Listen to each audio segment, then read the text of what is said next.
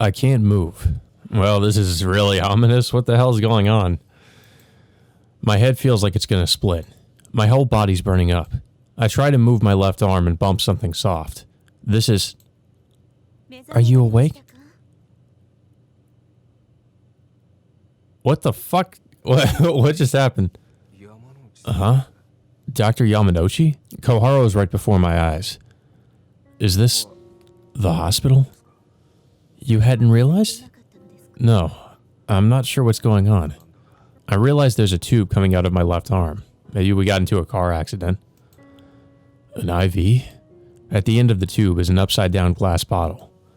You were collapsed in front of the hospital this morning. Oh. I thought we like got into some kind of car wreck. I was? I don't remember that at all. I was looking for Yukari all night last night in the car and... That's right. I don't have time for this. I try to get up, but Koharu holds my shoulder down. No way. But there's something I need to do.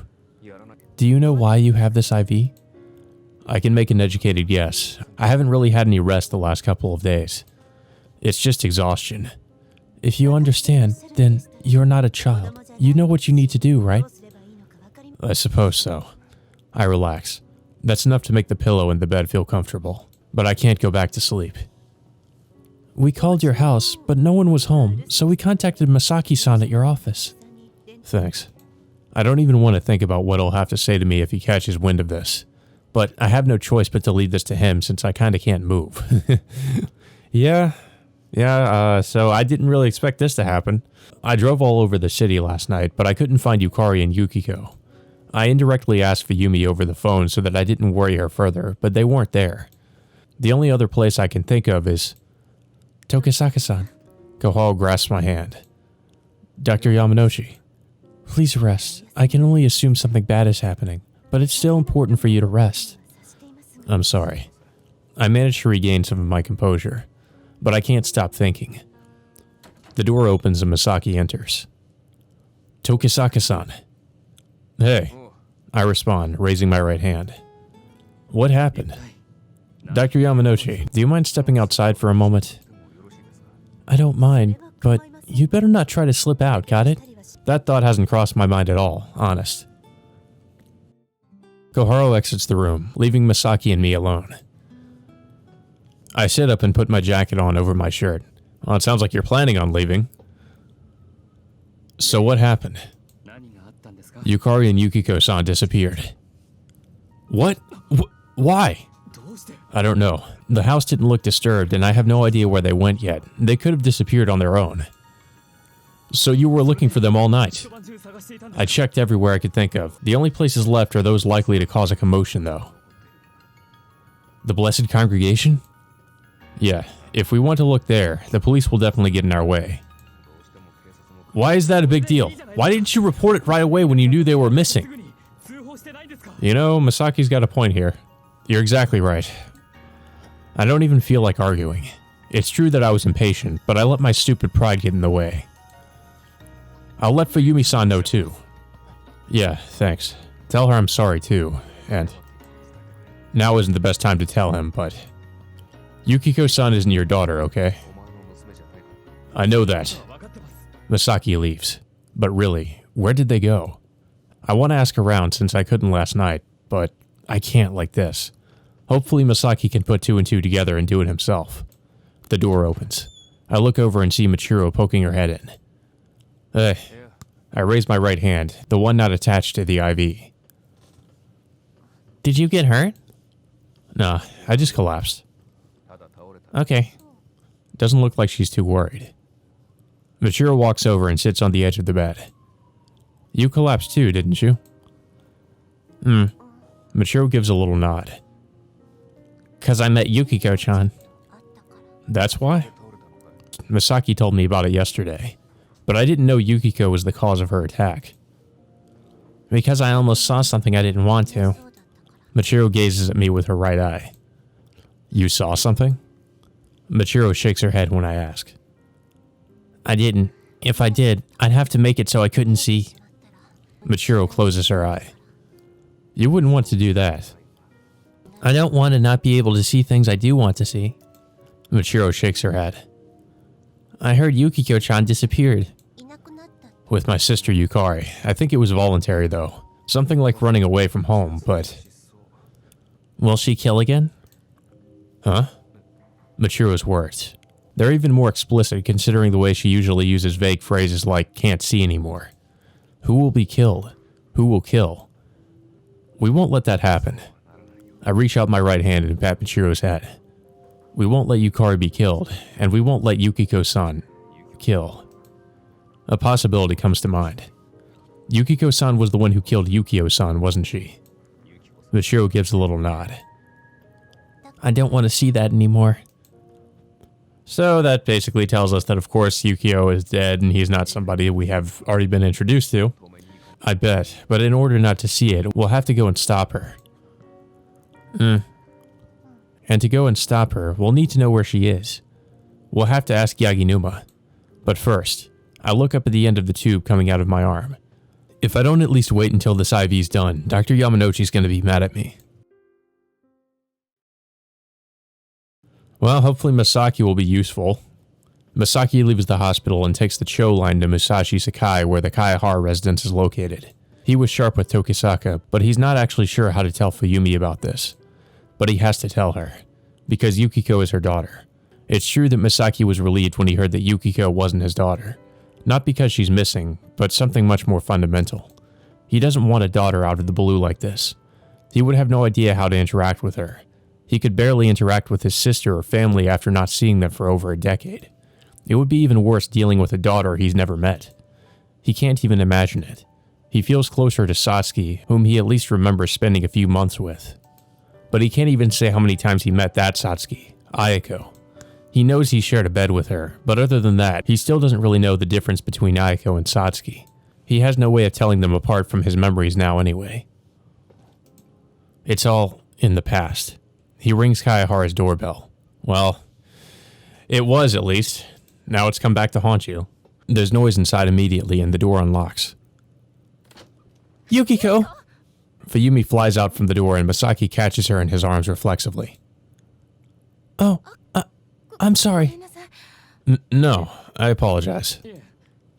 He lets Fuyumi go. Fuyumi pauses. What did you need? I'm sorry, but Yukiko-san and Yukari-san have gone missing. Huh? For a few moments, it's as if Fuyumi can't comprehend the meaning of his words. But she soon comes back to herself and grabs Masaki by the collar. What do you mean? I'm sorry. All Masaki can do is bow his head. Please come in. Fuyumi releases Masaki and opens the door wider. We'll talk inside. Excuse me. What happened? We don't know yet. Masaki shakes his head at Fuyumi's question. They've been missing since the night before yesterday. We don't know if it's a kidnapping or a voluntary disappearance. Kidnapping? Wasn't she with you so that wouldn't happen? Exactly. I'm sorry. Masaki bows his head deeply. Do you think it was the Blessed Congregation? If it was a kidnapping, I think the Blessed Congregation was definitely involved. Their prophet, huh? But the leaders of the congregation are dead now. There may still be some left. But Tokisaka-san seemed to think they left on their own. What do you mean? From what Tokisaka-san said, none of the rooms looked disturbed, and some of their things were missing. But if that's true, then where could they have... Do you have any ideas? I don't know. Fuyumi puts a finger to her chin and thinks. She's been at the Blessed Congregation the whole time lately, so I have no idea where she'd go. I'm sorry, but could I look at Yukiko-san's room? Alright, it's this way. Fuyumi leads him to the room. It's very neat. She tidied up all her things before she went to the Blessed Congregation. There might not be anything left that could be a clue then. Right, but please investigate anyway. Thank you. Masaki looks over the room and begins his investigation. Oh boy, here we go. Say we check the uniform on the wall. There's an Oba Girls Academy uniform hanging on the wall. Does she only have one uniform? No, I think she's wearing the other one. If they're traveling in their uniforms, they might be easier to find. That knowledge is achievement enough. The drawer on the left. He pulls out a drawer in the desk. It contains a notebook and a knife for sharpening pencils inside. The notebook looks like something for school with mathematical expressions and such written in it. The knife is just a normal folding knife. What's this? He sees some yellow cloth underneath the notebook. Is this a ribbon? Fuyumi picks it up and looks it over. Is it something Yukiko-san wore? I've never seen her wear it, but it looks used, Fuyumi says, pointing out creases from it being tied. It looks familiar, but I don't remember ever seeing her wear it. In any case, it's probably not important right now. He should look somewhere else. Drawer on the right. There's a journal inside the drawer. I think it's Yukiko's diary. Have you read it? No, I didn't have the courage to. Fuyumi shakes her head. We'll check it later. There are other things to investigate now. Well, that journal could be important. The pencils on the desk. I would never have thought to have checked the pencils on the desk, to be honest. There are pencils, paintbrushes, and a painting knife in it. Yukiko just started painting recently. Fuyumi plucks out one of the paintbrushes.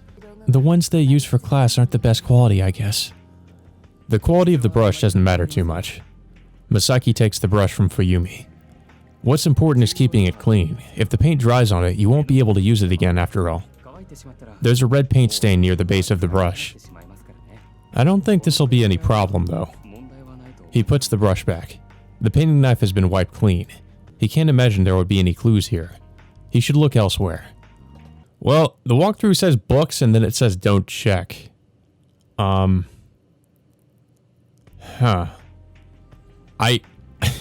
guess we shouldn't check the books? But I kind of wonder what'll happen if we do. Like, is that a big deal if we check the books? Is it going to change our ending? I'm very concerned. I'm very concerned. Should we check the books or not?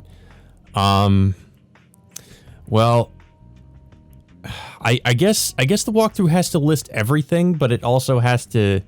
So I guess if it lists something like, I mean, it has to list all the things that we can check, but I guess, you know, it's saying that we should not check the books. I don't know what happens if we do. But I don't know, guys. I guess we won't check those. Hopefully that won't affect our ending, but you know, if we don't check them, because like I said, the walkthrough is telling us to get the true ending, or the ending that we want, we should not check the books. So let's not check the books. Let's leave it at that. There will be no end to it if they keep investigating. Then, is it alright if I look inside the journal? This is probably the only thing that could be a clue. After Fuyumi gives him a small nod, Masaki flips through the journal. I had a dream of me murdering myself. I push myself off an overpass and fall onto the train tracks. A train comes by, I'm torn to pieces, and I watch myself from above. My pinky nail is long. It's a charm to grant wishes. What did I wish for back then? What is this? Fuyumi's breath catches.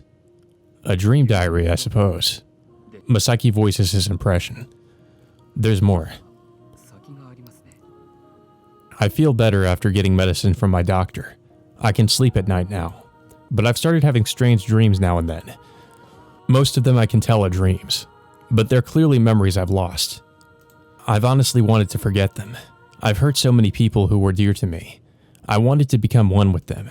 I know hurting them won't accomplish anything, but I can't do anything about it. I wanted to become them. They're in far brighter places than me. They don't exist inside me. So I'll become one with them, to become my true self. Fuyumi recoils after reading Yukiko's words. Fuyumi-san! Masaki hurries to catch her before she falls. Why? Fuyumi whispers. Why is she? Fuyumi-san, get a hold of yourself. Fuyumi silences Masaki with a hand. Yukiko's with Yukari-san, right? Yes, most likely. Oh, wait. She's going to kill Yukari, so she can become quote-unquote one with her or whatever. Okay, I see where this is going now. She can't make the same mistake I did. Yep, she's gonna strangle her. Fuyumi closes the journal. If she disappeared on her own, she's planning on consuming Yukari-san. Huh? It's strange, isn't it? We're not related by blood, so why is this the one thing we have in common? Fuyumi mutters self-deprecatingly. She can't share my fate. Please, Rihito-san, take me to her. Satsuki. The name comes to his lips naturally, even though he knows it's not the name of the woman before him. Well, I wouldn't be so sure about that one, but Masaki never called her anything else. Let's go to the Kuchiki hospital for now. We'll talk to Tokisaka-san and figure out what to do next. Ayako-san. Alright. So I guess they both know. I wasn't sure if Aito actually knew who she was, but I guess he does now. As soon as my IV is done, I head to the public telephone in the hallway and contact Yaginuma. The remnants of the Blessed Congregation have ceased resistance. The remaining leadership is on guard, but hasn't shown any sign of movement. Nothing's going on at the headquarters in Kokobonji. No one's been brought inside. On this front, at least, I think the Blessed Congregation's innocent. Are you sure about that?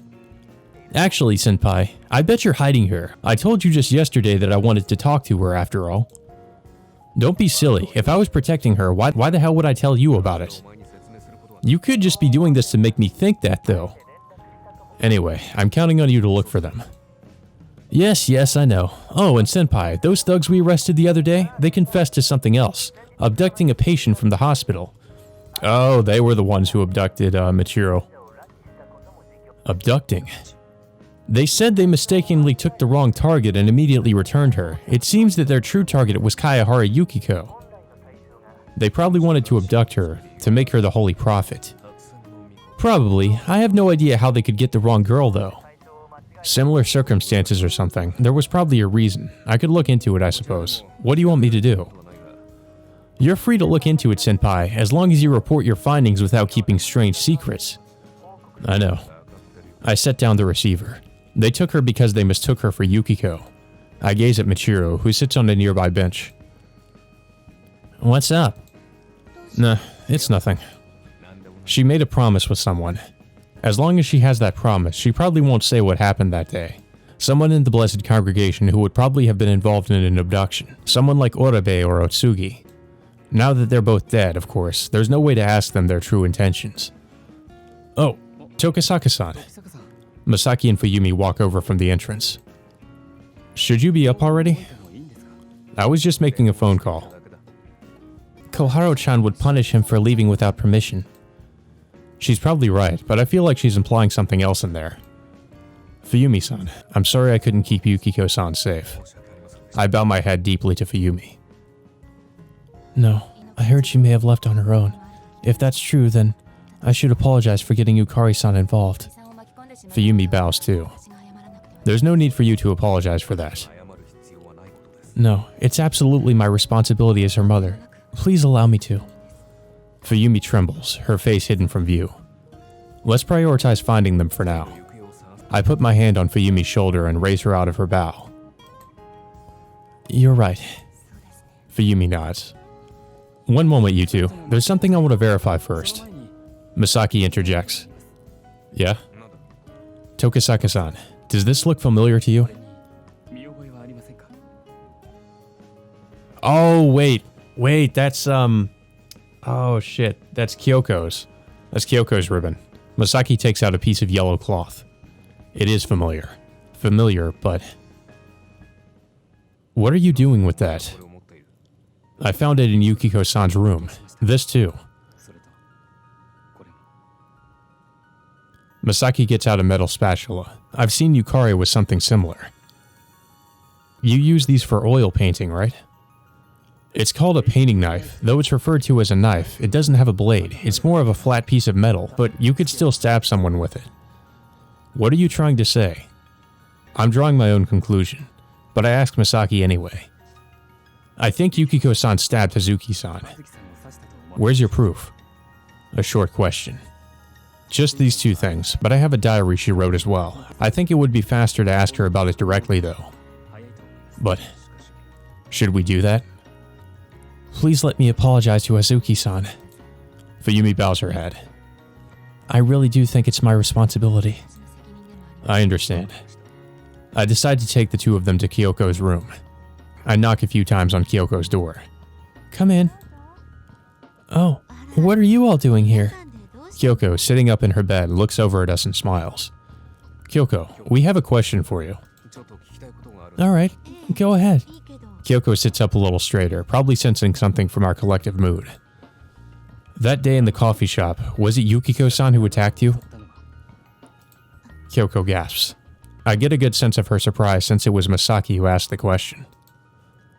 Please, Hazuki-chan, tell us. Yes, it was, but Togisaka-kun... Don't worry, we're not going to do anything with her. Thank you.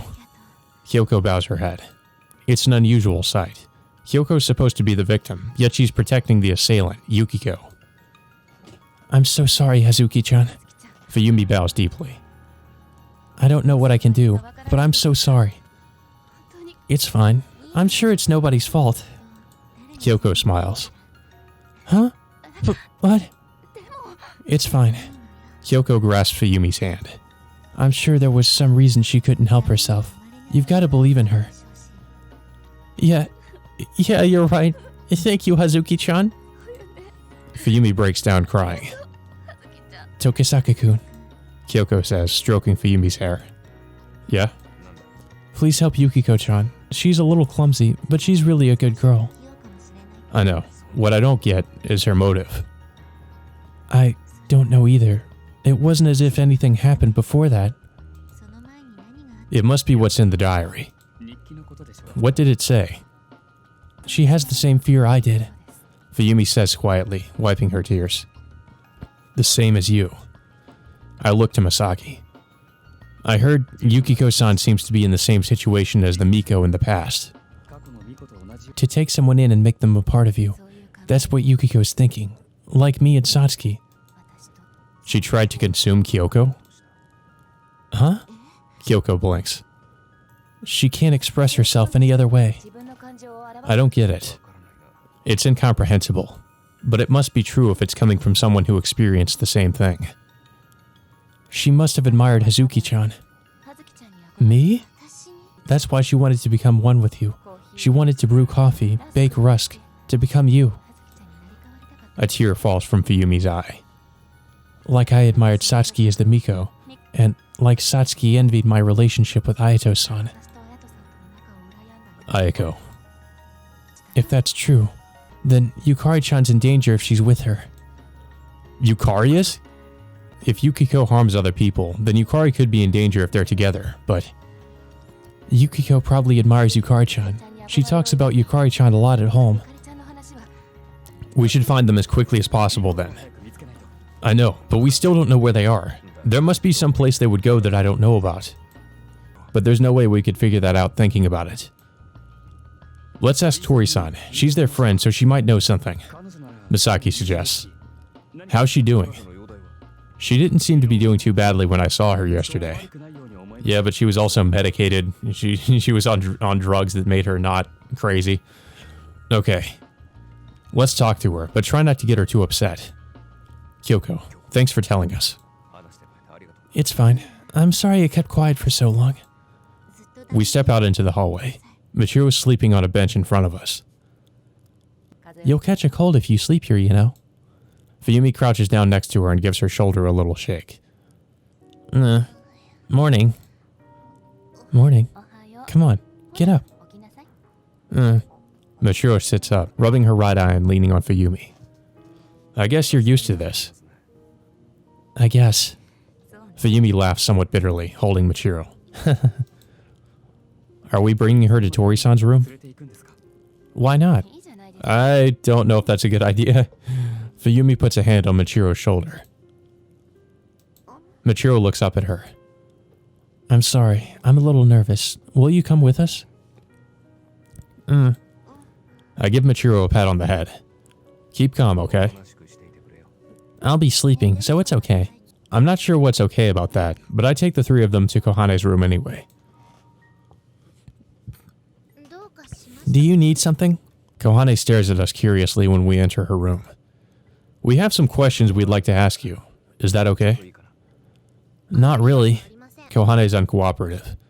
Please leave. I have nothing to tell. Are you looking at Yukio-chan? Kohane gasps at Machiro's words. Yukio-chan? Where is he? Kohane gets up and asks Machiro. We can't see Yukio-chan anymore, Kohane-chan. That's a lie. It's a lie. Yukio-chan's with Yukiko-chan. Tori-san, I'm sorry, but I don't know anything about Yukio-san, so he can't be with Yukiko. That's not true! Yukio-chan's with Yukiko-chan! Kohane continues, agitated. No one will let me see Yukio-chan. Why? I just want to talk to him again. We need to somehow get her to acknowledge the reality of Yukio's existence, his death. Machiro knows it's true, but her words won't convince Kohane. We need something that will speak more clearly to Kohane. I think the diary for sure is probably what would convince her, or would, say for sure. God, there's so much evidence. Okay, here we go. Yukiko's diary. It looks like Yukiko-san's been keeping a diary lately. I take out the diary Masaki brought with him. I haven't read its contents yet, but if Yukiko's the same as Fuyumi, as Aiko, if Yukiko felt the same thing for Yukio, her brother, that she did for Kyoko. What are you saying is written in there? Dunno. I haven't read it yet, but from what I can guess, Yukio's with Yukiko might be true in some ways. I flipped through the journal. This must be it. I've heard so many people who were important to me. I wanted to become them. What this means is... I watch Kohane as I read the diary. She's listening closely to my words. A long time ago, when she was in the White Lily Garden, Yukiko-san killed her brother Yukio-san. I don't believe you. Kohane shakes her head. I was in the White Lily Garden back then too, but I didn't believe you. Yukio-chan was always with us. You didn't see it, Kohane-chan, so you still see him. What do you mean? Who are you? You don't admit when you can't see things anymore, and pretend not to see things you saw. Yukiko-san wasn't the only one who couldn't see anymore, huh? Yukiko was treating Yukio's existence as something she couldn't see. And in order to keep seeing Yukio, Kohane stopped being able to see Machiro. Machiro sits down next to Kohane and puts her stuffed rabbit on her knees. I don't care if you forget about Machiro, but in return, I want you to remember Yukio-chan. Yukio-chan, we were together at the White Lily Garden, and when it closed, he went with Yukiko. No, we couldn't see Yukio-chan a long time before that. Hey, Kohane-chan, do you remember why it closed? Huh? It was because... Kohane stops. You stopped seeing that too. You couldn't see anything other than Yukiko-chan and Yukio-chan. Were you happy like that? I don't know what you're talking about. Kohane hangs her head feebly. I remember everything in Machiro's place, because if Machiro saw it again, she'd hurt herself again. I said I don't know what... You don't have anything like me, so you should remember. You should have at least heard that Yukio-chan died. I won't believe that. Kohane forces out the words. Tori-san, do you remember? When you came over and wanted to see Yukio-chan, right away, you said Yukiko would be fine instead. Yeah. I think you knew then, didn't you? That Yukio-chan only exists inside of Yukiko now. Kohane falters. I'm sorry. It must have been hard for you too. I don't know what you're talking about. Fuyumi consoles Kohane as she begins to cry. She may be a victim of those clinical trials as well. Masaki whispers to me. She definitely has the same sort of symptoms of memory loss. And there's one more thing left, though I'm not sure whether she's forgotten it or is hiding it. But that's not something we need to pry into now. What we need to ask first is... Tori-san, Yukiko-san and Yukari are missing. Huh? Kohane looks to me with red eyes. Do you have any ideas where they might have gone? Why? With Yukarichi? I don't know, but we can't leave them alone. Yukarichi asked me about the orphanage once, and I told her that there was a church, and she said she wanted to see it. If Yukiko-chan knew that too, then maybe... The White Lily Garden? There was a church there. Then we should probably go there. I haven't looked into it yet myself. Thank you, Tori-san. Fuyumi gives Kohane a gentle hug. Let's go, Tokisaka-san. I remember where it is. My car's in the parking lot. I'll catch up to you in a minute. Can I come too? Sure. Masaki and Fuyumi leave the room. Machiro goes with them. Mind if I ask one more question, Tori-san? What is it? It's okay if you don't want to answer. I don't intend to tell anyone either. But still, I want to ask. What happened to your parents? Kohane gives a little gasp, then looks down. When I visited your house, someone in the neighborhood told me they were sick at home, but there wasn't anyone inside. Kohane doesn't answer. Yeah, I think that's what we're all wondering. What the hell did she do to her parents? I was the one who told her she didn't have to. Well, there's nothing we can do if you don't remember. I pat Kohane's head. Oni-san, There's no need to push yourself to remember. Just get some good rest and be back to your cheerful self when Yukari and Yukiko-san are back. I have no right to do that. I mean, my parents, Don't finish that sentence. If I hear it from her, I won't be able to feign ignorance. Though there is the issue of her hospital fees. I'll have to take some kind of measures. Next time I visit, I'll bring Yukari and Yukiko-san.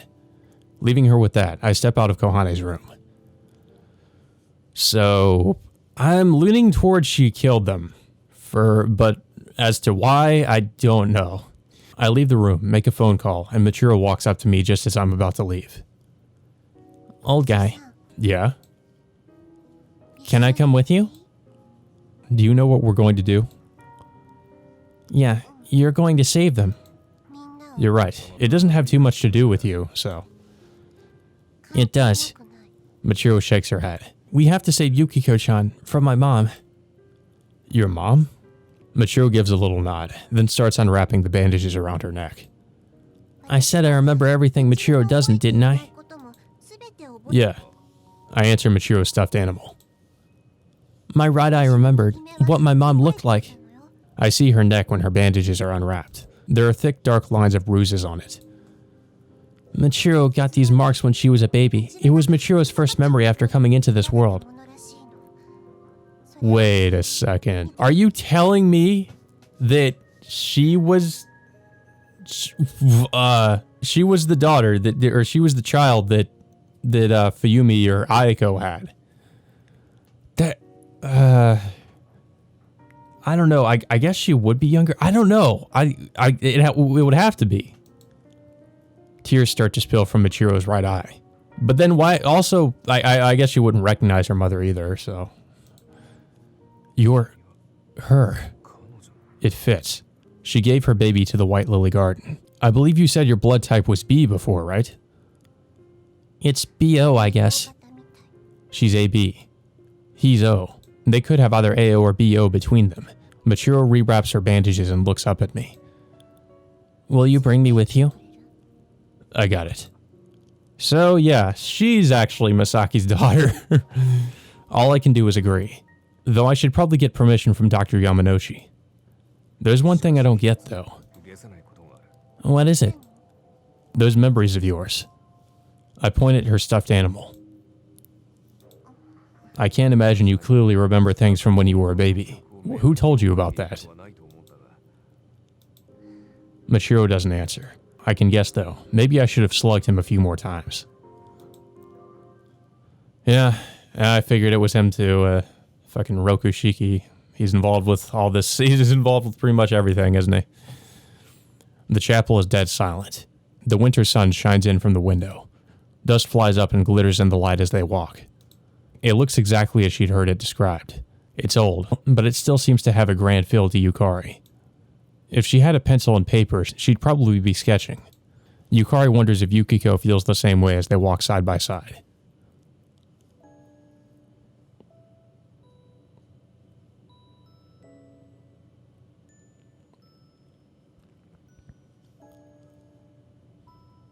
This is where my life began. Yukiko takes Yukari by the hand, walking to the altar.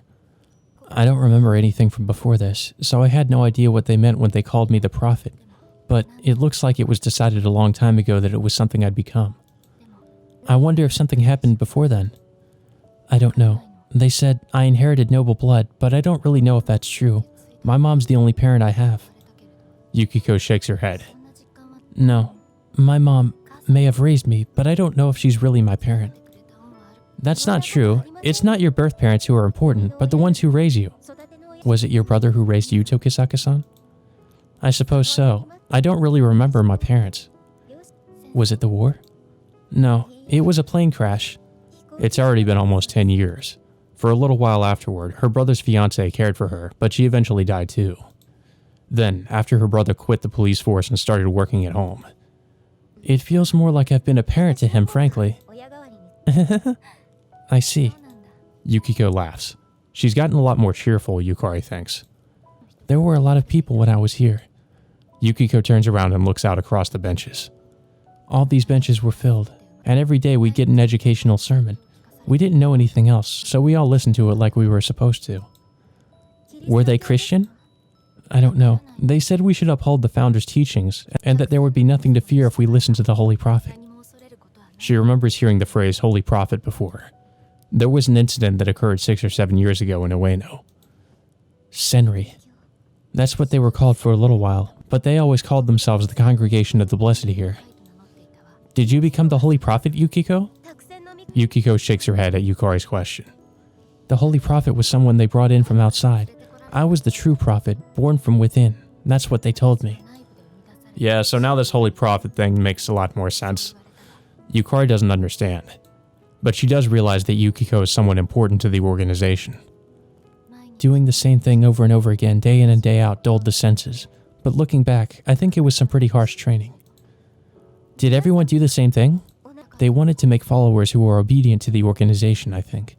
But even without doing that, we would have had to be obedient to them. Why is that? Because it was all we knew. We had warm food and blankets here, and when we got sick, they gave us medicine right away. If we listened to the teachers, we could at least live. Why are you telling me about this? I wonder. Yukiko looks up at the ceiling. Because I remembered, I guess. And I want you to know a lot about me.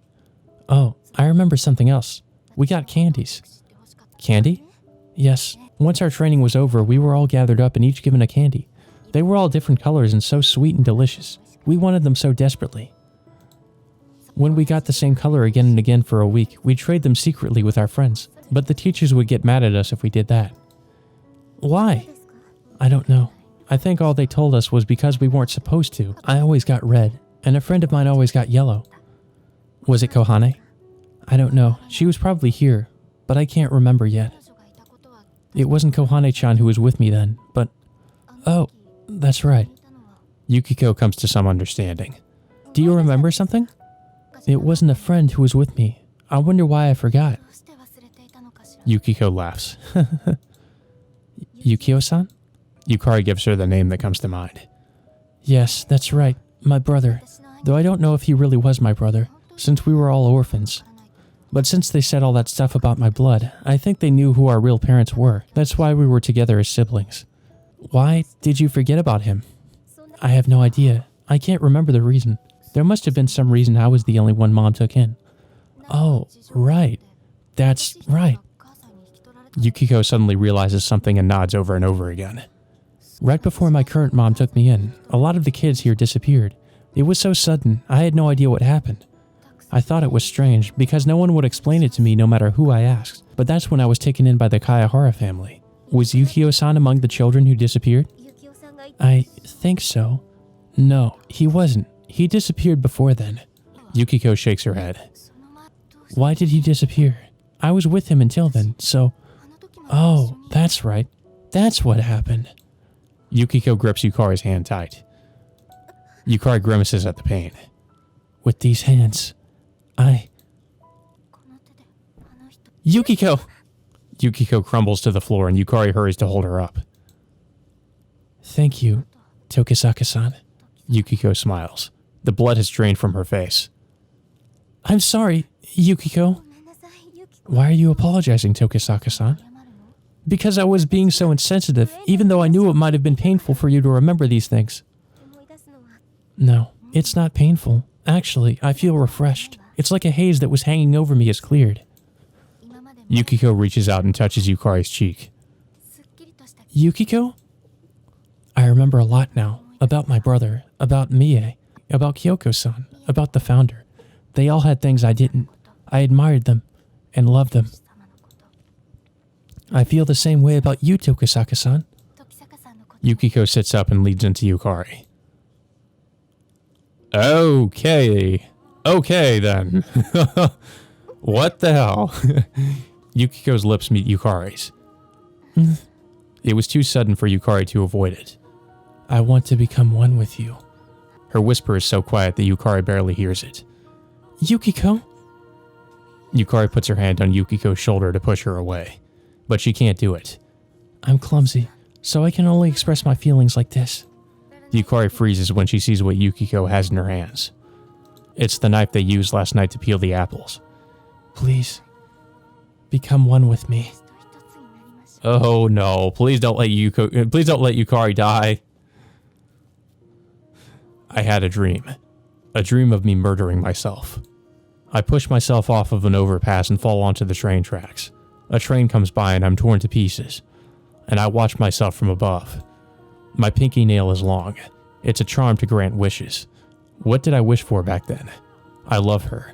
Her calm demeanor, her mature smile, her sensual body language. Can I become like that someday? She taught me how to make coffee yesterday. I want to be able to make it like her as soon as I can. I want to make it the same way, so I tried to become one with her. I feel better after getting medicine from my doctor. I can sleep at night now, but I've started having strange dreams occasionally. Most of them are obviously dreams, but they're clearly memories I've lost. I really wanted to forget them. I've hurt so many people who were dear to me. I wanted to become one with them. I know hurting them won't accomplish anything, but I can't do anything about it. I wanted to become them. They're in far brighter places than me. They don't exist inside me, and so I'll become one with them to become my true self.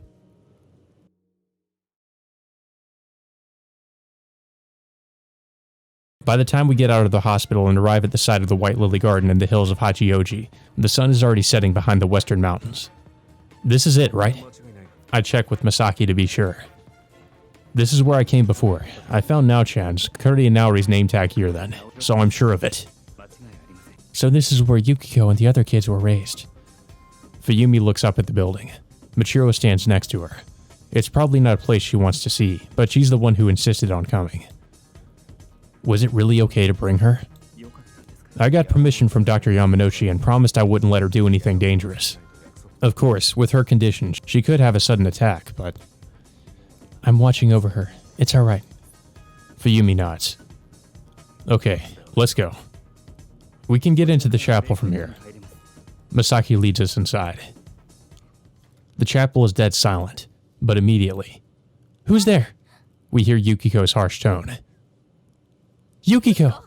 Masaki grabs Fuyumi's arm before she can run over. Wait a second. Well, at least we got her before she was able to do anything. Jesus. Mom! Yukiko opens her eyes wide for a brief moment, but quickly shoots us a hostile glare instead. Stay back!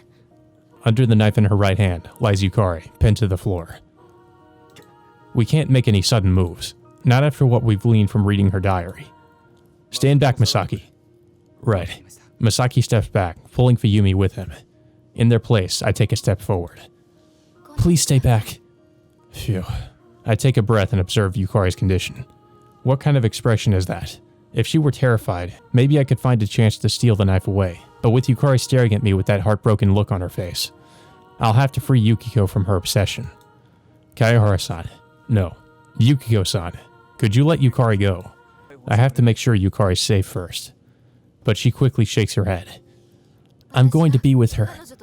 Haven't you been with her all this time up to now? I'm sure Yukari won't hold this against you. Yukari gives a little nod. That won't do. To be with her, I must... Stabbing Yukari won't bring you together. What do you know? Enough to know that you're playing the part of someone you're not right now. What are you talking about? I'm me. I'll admit that I'm a little confused after remembering some things, but... And what do you think that confusion comes from? Even if you try to take other people's personalities into yourself, you can only remember your own memories. What you think are the memories of others are simply your recollections of the time you spent with them. When you play those parts, you're unable to create anything but a cheap imitation of their personalities. I don't know what you're talking about. Yukiko shakes her head. For instance, right now, you're talking a lot more than you usually do. Is that your original personality, or are you playing the part of someone else? I am myself, Yukiko insists obstinately. Fuyumi-san. I address Fuyumi without taking my eyes off of Yukiko. Yes? Have you seen Yukiko-san act like this? Yukiko used to talk a lot more, but last year, after Mie-san died... Mie-san must be the friend of hers who died. Was she a quiet girl? Yes. Yukiko-san, you consumed that friend of yours, didn't you? And you changed your personality to that of hers. Your quiet, calm personality isn't your own personality at all. It's your friend's. You admired your friend and pushed her from that overpass. Stop it! Yukiko shouts. I didn't do that. Yukiko, a little while back, you made coffee for me in the club room, the day after Kyoko-san was stabbed. Yeah, I guess I should have picked up on that. I was like, that's kind of weird. Like, why is she doing that? Now, I thought it was because she couldn't sleep, not because of the whole thing with Kyoko. Still pinned down, Yukari looks up at Yukiko as if she's about to cry. I don't know. I don't know what you're talking about. Yukiko shakes her head wildly. Yukiko suddenly stops. That's right. I don't know anything. I threw it all away. My worldly thoughts, my faith, my instincts. I needed to be able to get closer to God. Oh? Whose personality is that? Orebe Tokihiro's? Or is it Utsugi Keigo's? Which one did you consume? Yukiko gasps and falls silent. The masks you wear of other personalities to deceive yourself are incredibly flimsy. I can't allow you to have Yukari just to make a mask like that. I need her. She has so many things I don't. That's why I'm so attracted to her. Yukari looks away from Yukiko as she shouts. The things you do aren't done out of love. I warn Yukiko, shaking my head. You're not drawn to people out of love. All you want is to become those people. No. You're wrong. Stop it. Yukiko swings the knife. Yukiko! Fuyumi runs over and embraces Yukiko as if to push her away.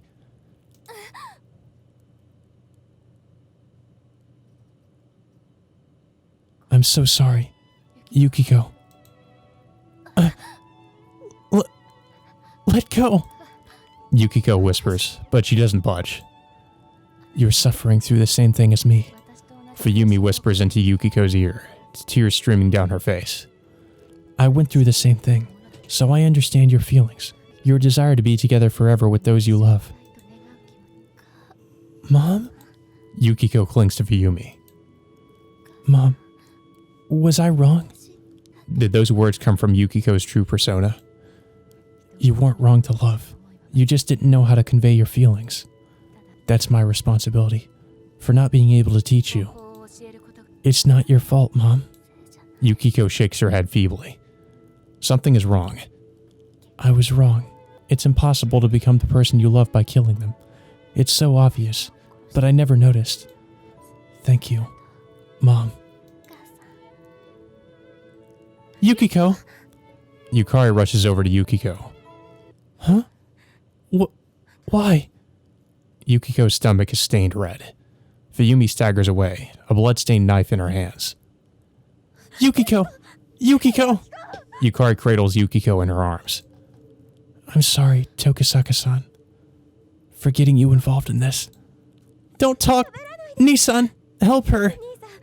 It's too late, but I couldn't be happier for my mom to send me off like this. Yukiko reaches out to Yukari. No!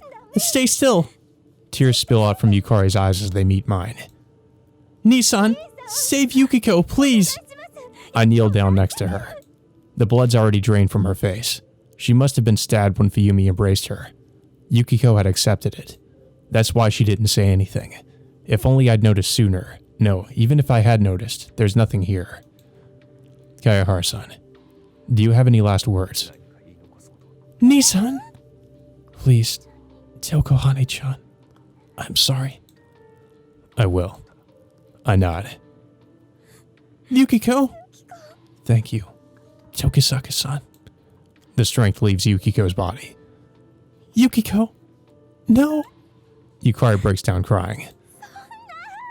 Kayahara-san! Masaki's words are directed at Fuyumi. The knife falls from Fuyumi's hands. Let me go! How can I make up for this but by death? I failed as a mother and as a person. I can't let you die too. Why? I've killed 2 people I love now. What do I have to live for? You must live. Live the life that Satsuki couldn't. Fuyumi gasps.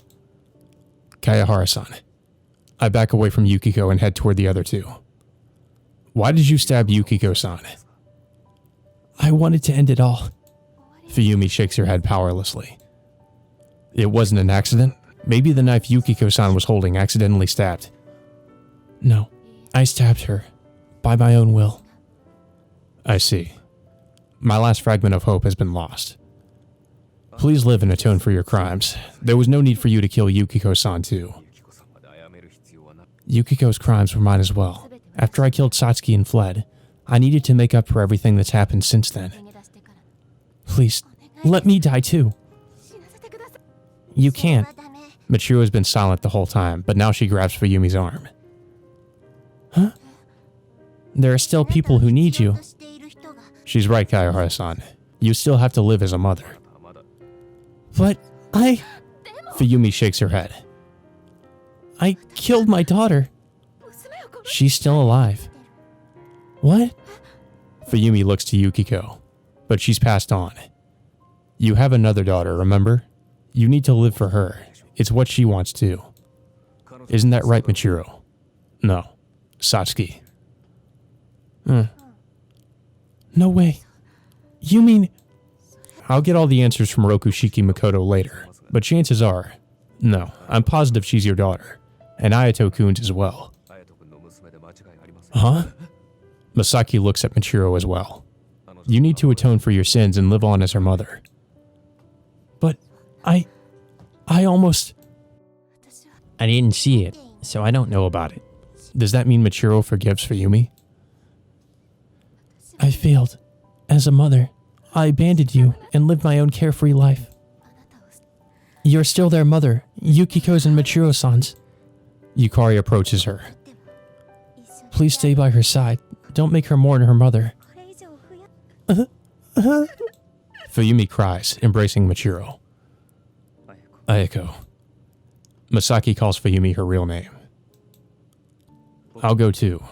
I too have sins to atone for. I killed your mother after all.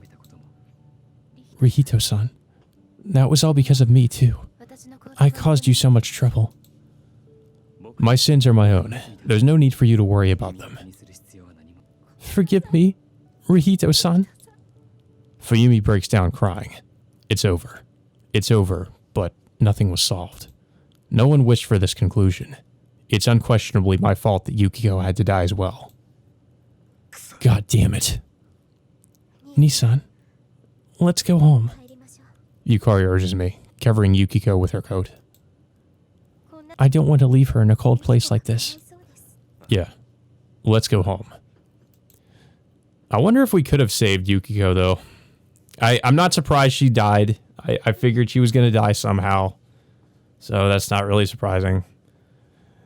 Considering the kind of game this is, the outcome could have been far worse. It's not as depressing as the first game, to be honest. I mean, it is depressing, but not on that same level, I would say. Kayahara Fuyumi was imprisoned for the crime of murdering her adopted daughter. But the crime she committed as Ayako, her murder of Satsuki, was irrelevant as the statute of limitations had passed. Yukiko's murders were filed as suspect deceased. As for Masaki, he confessed to murdering Shigusa Saya, but he wasn't indicted due to lack of evidence. A year passes, and Masaki visits the prison where Fuyumi is being held for the first time. It's been a while. Fuyumi sits across from him, behind a transparent partition. I'm sorry I haven't been able to visit until now. No, it's fine. Have you lost weight? I'm pretty sure we both have. I suppose so. Fuyumi plays with her bangs. She's back to her old hairstyle, the one she had as Satsuki. Should I call you Ayako? I don't mind either way. I don't need to be Kayahara Fuyumi anymore after all. What about you? I've thrown away my connection to the Hinagami family. I see. What happened to them? No idea. Hinagami Pharmaceuticals is in someone else's hands now. If they don't find something else to support themselves with, I think the settlement's bound to disappear. There really is nothing there, is there? They did have a hand in the sericulture industry once, but that's a thing of the past now. They can talk far more about things unrelated to them. Is she doing well? Fuyumi changes the subject. Machiro, she's still in the hospital, but I think she's doing pretty well. I see. That's good. I'll bring her the next time I come. Sounds good. I'd like to ask you something about that as well, if I may. What is it? When I'm released, I want to live with her, with Satsuki. She's the only thing left to me after all. I'd like to respect her own wishes on that matter, but I can't imagine she'll say no. Thank you. Fuyumi bows her head. She's all I need. I want you to live your own life. My own life, huh? He can't even wish for such a thing at this point. He's still imposing on the Tokisaka Detective Agency as Masaki Tomoyuki, but he has no idea what he'll do in the future. Hey, do you remember? It's snowing again today. Fuyumi looks up at the ceiling. Masaki follows suit. But the sky's clear. The words come easily to him. That takes me back. But these are the words that I betrayed Satsuki with. I didn't want her to notice that I'd changed our agreement. So that's why we made that password. We never really used it in the end, though. Fuyumi hangs her head. The next time I come, I'll bring that picture. I'll draw a new one for you. Huh? Because I promised you back then, but I never did show it to you. There aren't any ptarmigans around here, though, and it's been a long time since I've drawn anything, so I don't know how it'll go, but... Okay. I'll be waiting for you. If this is how this ends, then it's not bad. It's actually not bad. Like, I don't mind this. The only thing that's sad is, of course, you know, Yukiko's death. But I'm pretty sure everybody saw that coming. We all knew that was going to happen. I thought it was going to be the Blessed Congregation that ended up killing her, not her own mother. So that did kind of surprise me. But yeah, I mean, all things considered, this is actually a happy ending in comparison to the one from the first game. Of course, like, the only thing that we still don't know about is everything regarding Toko, which I'm assuming we'll probably have to do maybe a second playthrough just to figure that out, if you guys might be interested in that. Yukari walks with Kohane through Inokashira Park, where the Sakura are in full bloom. The new school year has started, and they're on their way back from visiting the grave where Yukiko sleeps. Kohane suffered a great shock after Yukiko's death, but Yukari visited her every day and she managed to recover. Kohane has lost much of her memory, however. Her missing parents, Yukio, even her memories of the White Lily Garden. Yukari's brother said it was probably for the best for Kohane that way. Yukari never thought losing memories could be a good thing at first. But now, when she sees Kohane back to her old self, she agrees it was for the best. Okay, Yukarichi. See you later. Kohane points down the path where she has to part with Yukari. She rents a little apartment now, away from where she used to live.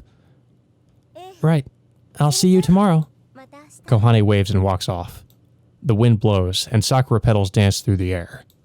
The weather has gotten pretty warm, but the wind is still cold. She doesn't want to head home right away, though. She wants to watch the Sakura for just a little while longer. Her legs naturally carry her to the depths of the park, where there aren't very many other people watching the flowers. A large sakura tree towers next to the pond. She remembers this tree. Just over a year ago, Yukari saved a man who had attempted suicide under this tree. A carpet of snow had covered the ground then. Now there's a lawn of green grass piled high with sakura petals. Masaki Tomoyuki lies on that bed of sakura, almost as he did back then. They're so pretty, aren't they? Yeah. He's holding a small sketchbook. Are you drawing something? That was the plan, but I haven't drawn in such a long time. I can't come up with a good composition. Masaki sits up and shrugs his shoulders. You used to draw? It's the first time Yukari's heard about it. It was a long time ago. The first time I came here, I saw the light of the street lamps on the water, and for a moment I thought that I wanted to draw again. You need to come at night for that. It's still cold at night, so I don't think I'll do that just yet. Besides, in this season, I should draw these instead, right? Masaki looks up at the Sakura tree. I made a promise to show someone my art, Masaki says softly. It was a long time ago, so I don't have the picture I drew back then anymore. So you're drawing again now? Practicing at least. I'll have to get used to it again first. I suppose the Sakura will be all gone by the time you do the real thing then. I guess you're right. Masaki lies back down.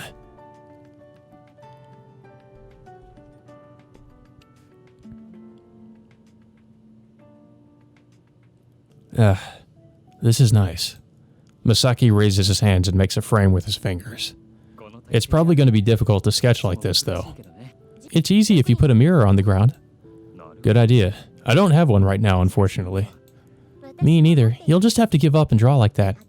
Yukari sits down next to Masaki. Jeez. Masaki picks up his sketchbook. There are no longer any bandages around his left arm. He grips the sketchbook tightly. Thank you. I'm sorry? Yukari tilts her head at Masaki's sudden words of gratitude. It's thanks to you that I'm able to be here like this now. I suppose you're right. She doesn't deny it. I'm no match for you. Masaki drops the sketchbook over his face.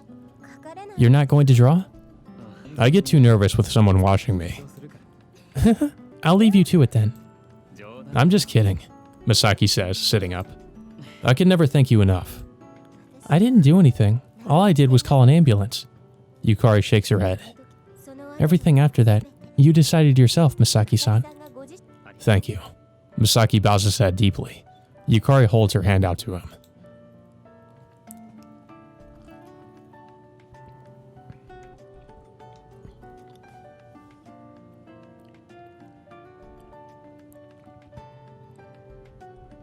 Let's go home.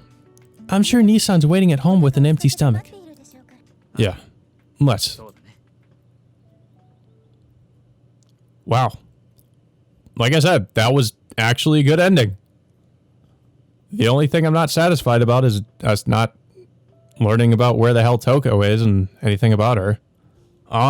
Okay, so I don't know. I guess we might have to we might have to do a second playthrough because that technically wasn't the true ending. Because as I was looking at the walkthrough, guys, there were some options that popped up in the walkthrough for the true ending that we didn't get here. So yeah, we might have to possibly go through this again. You know, because like I said, there are some options that I think pop up on a second playthrough that we don't get on you know, when we do the first playthrough. Even if we do try to go for the true ending, we won't technically get it. And I don't think this was actually, I don't know if this was actually the true ending. Okay, actually, no. This was the normal ending. Yeah, this was the normal ending. Okay, that's what we got. We got the normal ending. So we did not get the true ending here. It was just the normal ending. So we will probably have to go through this again. But regardless of that, this was really good. I really enjoyed this. Like, this was such a huge improvement over the first game. I enjoyed this a lot more. I enjoyed the mystery a lot more, even though it was kind of predictable at times. You could easily figure some things out. But it was much better. I like the characters better. I like the story better. The mysteries better.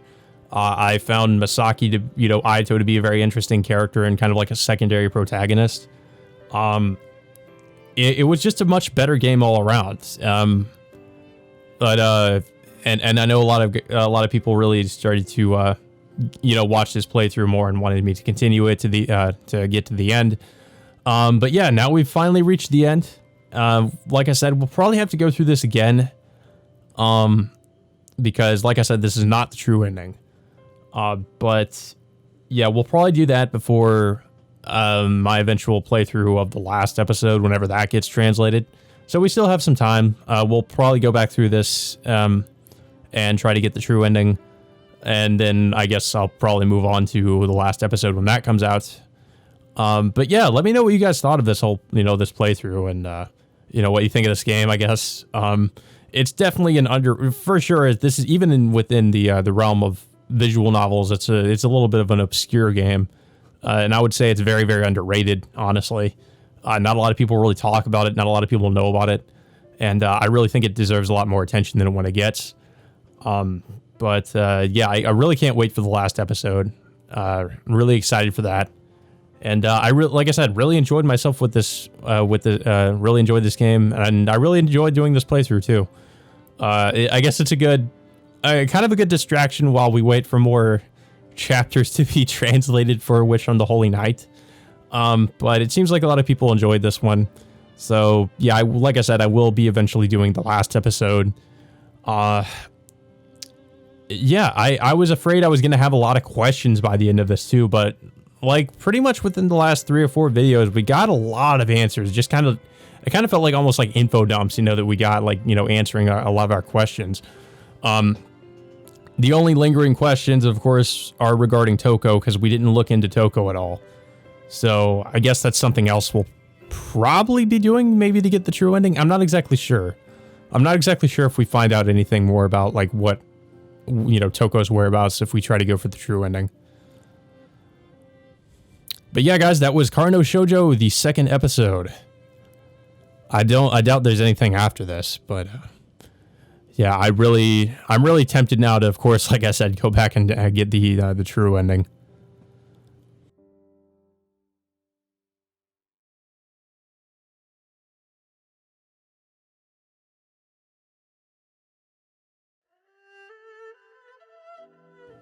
Oh, we get a different menu too.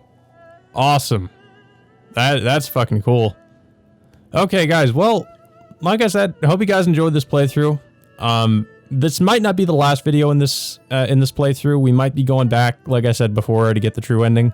But yeah, hope you guys enjoyed. And until next time, I will see you all later.